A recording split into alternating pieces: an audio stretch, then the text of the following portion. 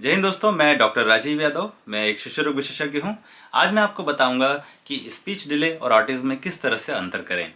देखिए, speech delay और autism अक्सर हमारे पास ओपीडी में ऐसे पेशेंट आते हैं, अपने बच्चों को लेके आते हैं कि सर ये 3 साल का हो गया, ये बोलता नहीं है, अपने मित्रों के साथ ठीक से बैठता नहीं है, हाइपर एक्टिव है, किसी भी जगह ले जाओ तो हमारा जीना हराम कर देता है, कभी ये चीज़ फेंकता है, कभी वो चीज़ फेंकता है, कभी यहाँ दौड़ता है, कभी वहाँ दौड़ता है, हमेशा छटपटाता रहता है, ऐसा लगता है जैसे इसको किस चीज़ की कमी है। और सर बिना खाए दौड़ता रहता है, ऐसा लगता है कि इसका पेट्रोल ख़त्म ही नहीं होगा। जब से मतलब चलना शुरू किया तब से चला ही जा रहा है, चला ही जा रहा है और रुकने का नाम ही नहीं ले रहा है। और सर किसी चीज़ पे ध्यान नहीं देता है, कंसंट्रेट नहीं करता है और समझता नहीं है सर बातों का मतलब। जैसे इसको बोलें कि बेटा बैठ जाओ, बेटा उठ जाओ, वगैरह वगैरह, कुछ भी ध्यान नहीं देता सर और बोल नहीं रहा सर। सड़ी बात, हम बहुत परेशान है सर। तो ये जो समस्या है इसका निदान कैसे करें? तो देखिए, हमें समझना पड़ेगा कि बच्चे को प्रॉब्लम क्या है। मेनली क्या होता है, पेशेंट आपको ये नहीं बोलेगा कि मेरे बच्चे को ऑटिज्म है या स्पीच डिले। वो बोलेगा कि सर ये 3 साल का हो गया, अभी तक कुछ बोल नहीं रहा है, मुंह नहीं खोल रहा है। सर सड़ी बात। तो देखिए, सबसे पहले इस समस्या को समझना पड़ेगा। हम कैसे अंतर करेंगे कि जो बच्चा हमारे पास आया है वो स्पीच डिले वाला है या ऑटिज्म वाला है। तो देखिए, अंतर के लिए आप 3 चीज़ें याद रखिए: eye contact, social smile, response to name. Eye contact मतलब जैसे आप बच्चे की तरफ देख रहे हैं तो आपसे नज़रें मिला रहा है कि नहीं। सोशल स्माइल मतलब आप ऐसे मुस्कुरा रहे हैं बच्चे को देख के, हेलो बेटा, हाय, ऐसे मुस्कुरा रहे हैं तो मुस्कुराहट के जवाब दे रहा है कि नहीं, आपको मुस्कुरा के जवाब दे रहा है कि नहीं, मतलब इसको बोलते हैं सोशल स्माइल। फिर रिस्पॉन्स टू नेम, जैसे आप अगर उसे बुला रहे हैं, बेटा इधर आओ, Bittu Bittu, come here come here come here, Bittu आ जाओ आ जाओ। और बिट्टू अपना वो सेल्फ एब्जॉर्ब्ड है, एक तरफ ऐसे अपना घुमटी आ रहा है, कभी इधर देख रहा है, कभी उधर देख रहा है, आपको इग्नोर कर रहा है। तो ऐसा बच्चा होगा ऑटिज्म वाला। ठीक है, तो ऐसा बच्चा जो बुलाने से अपना नाम रिस्पॉन्ड ना करे, सोशल स्माइल ना दे, मुस्कुरा के जवाब ना दे और आपकी तरफ देखे ना, तो ऐसा बच्चा ऑटिज्म वाला कहलाता है। अगर मान लीजिए बच्चा आपके पास आया, बुलाने से आ रहा है, आपकी तरफ देख रहा है, सोशल स्माइल दे रहा है और उसका और आपके साथ बॉन्डिंग बढ़ा रहा है, ठीक है, आपकी तरफ इशारा, जैसे आपके इशारे को समझ रहा है, आपकी तरफ आ रहा है, तो ऐसा बच्चा ओनली आइसोलेटेड स्पीच डिले वाला है। ठीक है, तो ये जो मेजर फैक्टर्स हैं, जो eye contact, social smile, response to name, इनके आधार पे आप अंतर कर सकते हैं कि बच्चा ऑटिज्म वाला है या फिर स्पीच डिले वाला है। अगर ऑटिज्म वाला होगा तो उसमें eye contact, social smile, response to name तीनों पुअर रहेंगे। अगर आइसोलेटेड स्पीच डिले वाला है तो उसमें eye contact, social smile, response to name preserve रहेंगे। बस क्या रहेगी, बोलने की दिक्कत रहेगी।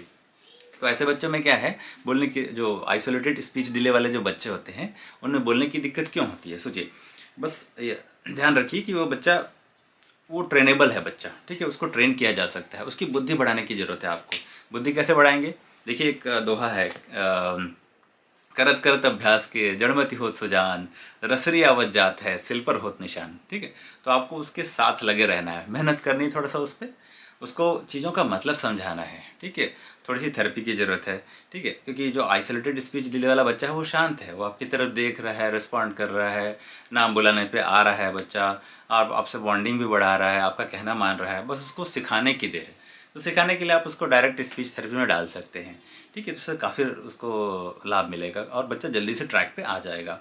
अब होता है ऑटिज्म वाला बच्चा, मतलब आप नाम बुलाते बुलाते बुलाते थक गए हैं, बच्चा ध्यान नहीं दे रहा है, इधर से उधर जा रहा है, यहाँ से वहाँ दौड़ रहा है, आई कांटेक्ट नहीं दे रहा है आपको, सेल्फ एब्जॉर्ब्ड है, अपना खिलौना पकड़ा है तो उसी के साथ खेल रहा है और खिलौनों को सीरीज़ में लगा रहा है। जैसे एक ट्रेन लगा है, उसके पीछे दूसरी ट्रेन, ऐसे ऐसे करके बोगियाँ लगाते जा रहा है।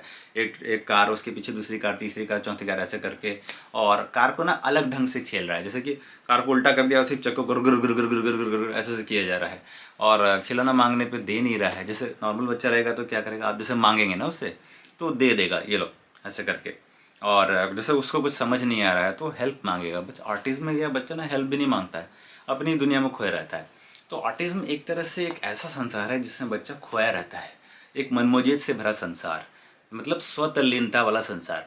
अब अब ऑटिज्म, अब पूछेंगे, जैसे पेरेंट्स पूछते हैं कि सर घर में तो किसी को नहीं है, मेरा बच्चा ऐसे कैसे निकल गया, या गली में तो और किसी बच्चों को है नहीं, तो ये प्रॉब्लम हुई कैसे? तो देखिए, इसके 2-3 कारण होते हैं। एक तो होता है, मोस्ट कॉमन कॉज है कंजेनाइटल। ठीक है, जिसमें आपका कोई बस नहीं है, आपकी कोई गलती नहीं है, तो उसके लिए परेशान होने का ज़रूरत नहीं है, ये भी ठीक हो जाता है। दूसरा होता है एक्वायर्ड ऑटिज्म, मतलब वर्चुअल ऑटिज्म। अगर एक बच्चा जिसकी उम्र 2 साल से कम है और उसको अगर आप डेली 3 घंटे से ज़्यादा का स्क्रीन टाइम दे रहे हैं तो एक ऑटिस्टिक वर्ल्ड में, मतलब एक मनमोजियत वाले संसार में चला जाता है, जिससे निकलने का उसको मन नहीं करता और वो उसी में तल्लीन रहता है, क्योंकि उस पर उसको जो चाहिए वो मिल रहा होता है। तो ऐसे बच्चे छेड़ने पे थोड़ा इरिटेबल हो जाते हैं, तो इसको बोलते हैं वर्चुअल ऑटिज्म। यूजली ये क्यों होता है, जब हम स्क्रीन टाइम ज़्यादा देते हैं और आजकल के युग में जहाँ पे इतनी रोज़मर्रा की ज़िंदगी इतनी व्यस्त हो रखी है, माँ बाप दोनों सर्विस में हैं, दोनों चले जाते हैं, तो बच्चा किसके भरोसे रहता है? बच्चा बाई के भरोसे रहता है। और बाई क्या करती है, दिन भर ऐसे बैठ जाएगी, रिमोट ऑन कर देगी, सास बहू के सीरियल चल रहे हैं, आप इधर देख रहे हैं, बच्चा भी इधर देख रहा है। ठीक है, तो क्या होता है, बच्चे को कंटिन्यूसली स्क्रीन टाइम मिलता जाता है। अब इस स्क्रीन टाइम का घाटा क्या है? स्क्रीन टाइम क्या है? वन वे कम्युनिकेशन है। स्पीच के डेवलप होने के लिए सबसे ज़रूरी है टू वे कम्युनिकेशन। मतलब उधर स्क्रीन पे अगर कुछ दिखाई दे रहा है तो स्क्रीन को उससे पूछना चाहिए बच्चे से, बट स्क्रीन क्या कर रहा है, सब चीज़ परोस रहा है ना। तो जब चीज़ परोसते जाता है तो बच्चा क्या करता है, ऐसे स्क्रीन चेंज हुआ, हाँ डोरेमोन चेंज हुआ, उसके बाद छोटा भीम आया, उसके बाद मिकी माउस आया, पलट रहा है, लेकिन बच्चे से कोई पूछ नहीं रहा ना कि बेटा ये क्या है। ठीक है, तो जब तक कोई पूछेगा नहीं बच्चे से, बच्चा रिस्पॉन्स नहीं देगा। तो इस तरह से बच्चा एक वर्चुअल आर्टिस्ट वाले फील्ड में चला जाता है। तो और अब मेरे कुछ पेरेंट्स आते हैं मेरे साथ ओपीडी में कि सर वर्चुअल ऑटिज्म से कैसे बचाएं, बच्चों को कितना स्क्रीन टाइम दें। तो देखिए ऐसा है कि 2 साल से कम वाले बच्चों को तो स्क्रीन टाइम देना ही नहीं चाहिए, और 2 साल से 5 साल में स्क्रीन टाइम है एटलीस्ट 1 आवर का है, जिसको आप डिवाइड कर सकते हैं, जैसे 30-30 मिनट का ऐसा करके डिवाइड कर दें सुबह और शाम करके। अगर बच्चा बहुत ज़्यादा इरिटेबल है तभी स्क्रीन टाइम दें। और देखिए स्क्रीन टाइम जैसे मान लीजिए किसी को देना है बच्चे को, मान लीजिए बहुत मजबूरी आ गई, तो किस तरह का स्क्रीन टाइम दें?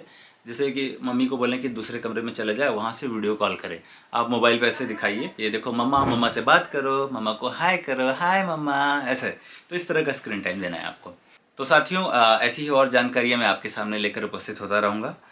मुझे उम्मीद है कि मेरे द्वारा दी गई जानकारियाँ आपके लिए लाभदायक सिद्ध हो रही हैं, और इसका सेकंड पार्ट लेके मैं जल्द ही आपकी सेवा में उपस्थित होऊंगा। तो मेरे चैनल को लाइक करें, शेयर करें, सब्सक्राइब करें। जय हिंद।